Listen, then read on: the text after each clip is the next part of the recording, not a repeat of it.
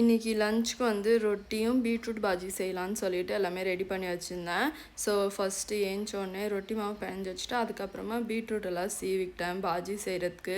இந்த பீட்ரூட் சீவும் போது தான் எனக்கு ரொம்ப ஒரு ஸ்கேம் ஆன மாதிரி ஒரு ஃபீல் இருந்துச்சு. இந்த பீட்ரூட் வந்து சீவும் போது எப்பயுமே கையில் வந்து இருக்கலாம் அந்த நல்லா ரெட் கலர் அந்த ஒரு மரூனிஷ் ஷேட் வந்து நல்லா வரும். அது நல்லாவே தெரியும் அந்த நேச்சுரல் டின்ட்டு. பட் இதில் என்னன்னே தெரில, ஒரு மாதிரி அந்த பீட்ரூட் ஃபுல் சீவி புழிஞ்சாலுமே ஃபுல் அப்படியே தண்ணியாக வந்துட்டு இருந்துச்சு. அண்ட் அந்த கலருமே கையில் வந்து தெரியவே இல்லை.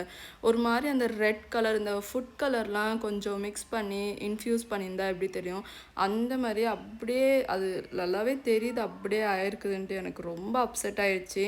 லைக் வெஜிடபிள்ஸ்லையும் இப்படி ஆகுமா அப்படின்னு ஆயிடுச்சு. லைக் வெஜிடபிள்ஸ் மட்டும்தான் கொஞ்சம் ஹெல்த்தியாக சாப்பிடணும் அப்படின்னு சொல்லிட்டு வெஜிடபிள்ஸ் எல்லாம் இப்படி பண்ணால் வெஜிடபிள்ஸ்லேயே ஸ்கேம் பண்ண ஆரம்பிச்சிட்டாங்க. எனக்கு அது ரொம்ப கஷ்டமாயிடுச்சு. இவ்வளோ நாள் வந்து லைக் சும்மா அப்படியே வீடியோஸில் பார்த்துருக்குறேன் கேட்டிருக்கேன். பட் இன்றைக்கி ஃபஸ்ட் டைம் எனக்கு அந்த பீட்ரூட் விஷயத்தில் இப்படி நடந்தோடனே எனக்கு வந்து ரொம்ப என்ன பாஜியில் இப்படி பண்ணிட்டாங்களே அப்படின்னு ஆயிடுச்சு.